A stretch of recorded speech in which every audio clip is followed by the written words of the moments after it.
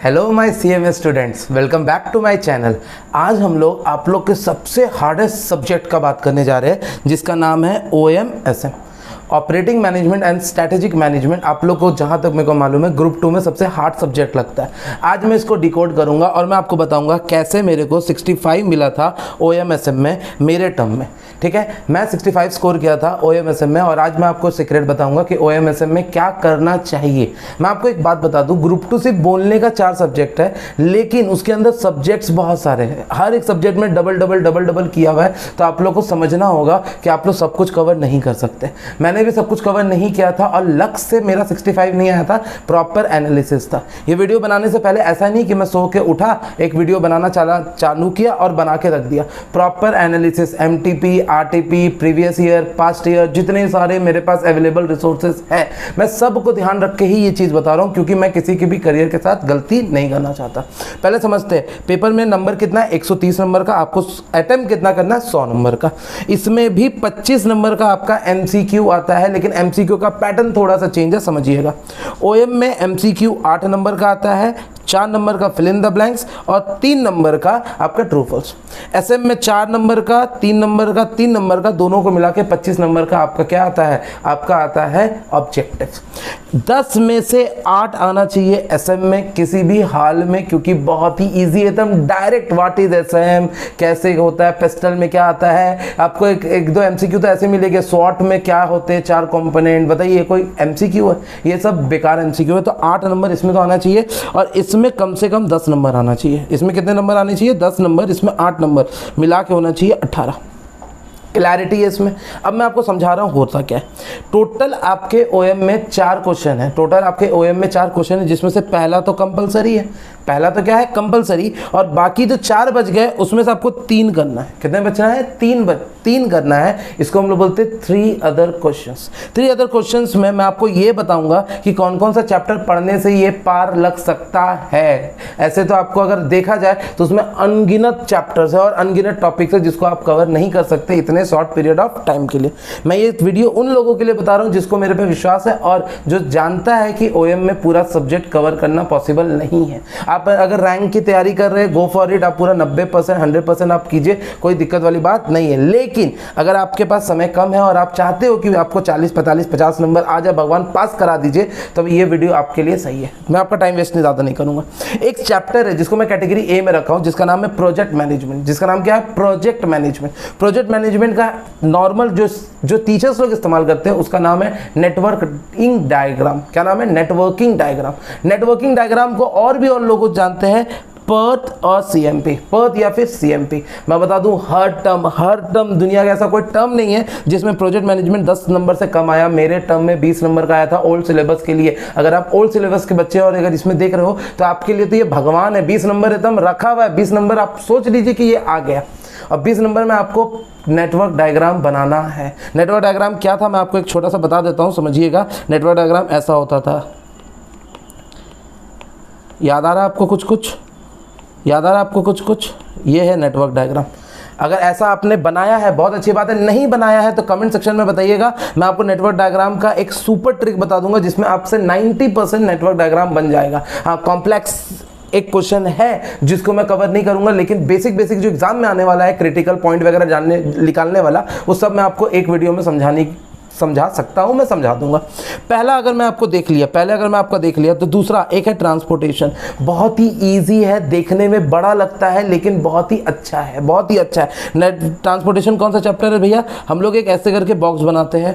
Box बनाने के बाद इधर लिखते हैं 15, फिर इसको काट के 7 करते, फिर 8 करते और यहाँ पे 10, 9, 8 ऐसे करके लिखते जाते। ये है तुम्हारा ट्रांसपोर्टेशन। ये तुम्हारा क्या है? ट्रांसपोर्टेशन। देखा गया है कि ट्रांसपोर्टेशन जब भी आता है 5 से 10 नंबर के बीच में आपके एग्जामिनेशन में आता है और फ्री में नंबर देके जाता है। फ्री में नंबर देके जाता है। इसमें कोई भी और रॉकेट साइंस करने की जरूरत ही नहीं है। डायरेक्ट लिखा हुआ रहेगा, डायरेक्ट उसको निकालिए, डायरेक्ट उसको कीजिए और आपका ये नंबर आ जाएगा।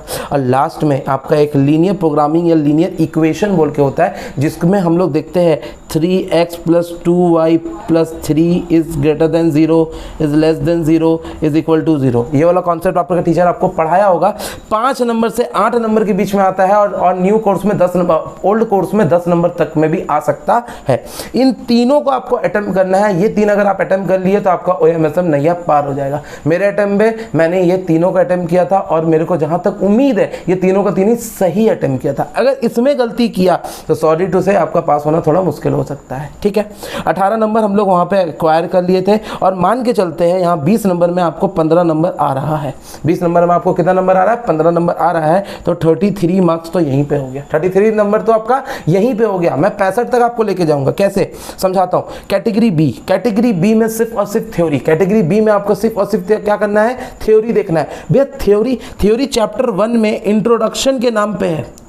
इसमें से गारंटी है कि 7 से लेके तुम्हारा 9 नंबर का एक थ्योरी आएगा ही आएगा। 7 से 8 9 नंबर का 7 8 9 नंबर का तुम्हारा एक थ्योरी आएगा ही आएगा। और बच्चा इसको नेगलेक्ट कर देता है। सबसे इंपॉर्टेंट क्या है? बच्चा इसको नेगलेक्ट कर देता है। नेगलेक्ट नहीं करना है बच्चा इसको, क्योंकि ये कुछ तुम्हारा शायद कितना 15 पेजेस का होगा और 15 पेजेस को पढ़ने में आपको समय कितना लगेगा? 3 दिन 4 दिन, ज़्यादा ज़्यादा। डेली 5 पेज पढ़ो ना, 3 दिन में खत्म हो जाएगा। डेली 5 पेज भी पढ़ोगे तो 3 दिन में खत्म हो जाएगा। और ये 3 दिन में खत्म होने के बाद आपको नंबर कितना देके जा रहा है? 8 नंबर, 9 नंबर, 7 नंबर। सोच रहे हो अगर इसमें से आपने 5 नंबर भी स्कोर कर लिया ना, 5 नंबर भी स्कोर कर लिया तो नियर टू पास आप पास होने के कगार पे पहुंच जाओगे। और भैया इसको छोड़ के चैप्टर 1 पूरा करना है और चैप्टर 1 को छोड़ के और क्या थ्योरी करना है? EOQ का थ्योरी करना है, PLC का थ्योरी करना है, प्रोडक्ट लाइफ साइकिल, JIT का जस्ट इन टाइम का थ्योरी करना है और ISO स्टैंडर्ड बोल के आपका न्यू सिलेबस में है और ओल्ड सिलेबस वालों को ISO करने की जरूरत नहीं है। बाकी ये ऊपर 3 करना है। क्या क्या बोला मैंने? EOQ, PLC और JIT। क्या बोला?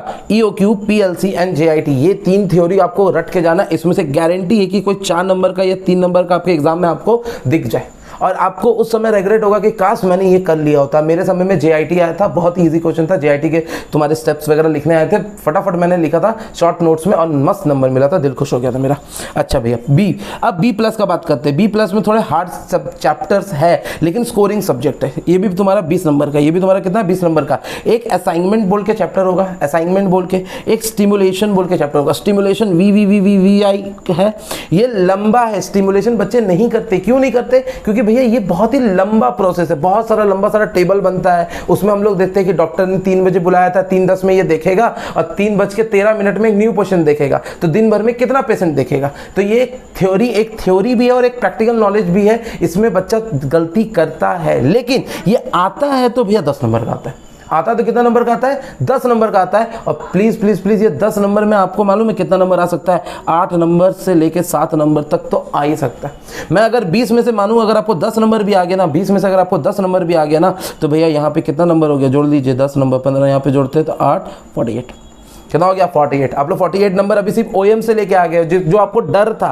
48 नंबर आपको सिर्फ OM से लेके आ गए जिसमें आपको डर था। और ये तो क्वेश्चन वैसा था ना जो आपको करने का मन ही नहीं कर रहा, आपको पूरा चैप्टर करने का मन ही नहीं है, उसके बाद आपको 48 आ रहा है। अब बात करते हैं SM का। एक बात बताऊं, 4 चैप्टर है, चारों 10-10 नंबर का। आपको इसमें कुछ छोड़ना नहीं है, लेकिन फिर भी टाइम कम होने की वजह से मैं आपका काम बहुत ही आसान कर रहा हूँ। चैप्टर 1 जो है वो इंट्रोडक्शन है। चैप्टर 1 जो है introduction, what is strategic management, what is strategy, what is objective, ठीक है, What are the features of objective, characteristics of objective। ये बहुत ही इजी है और एग्जाम में आपको ये 10 नंबर मिलेगा। 10 नंबर मतलब 7 नंबर का आपको लिखने का मिलेगा जिसको हम लोग बोलते हैं प्रैक्टिकल वाला, और 3 नंबर आपको मिलेगा ऑब्जेक्टिव वाला।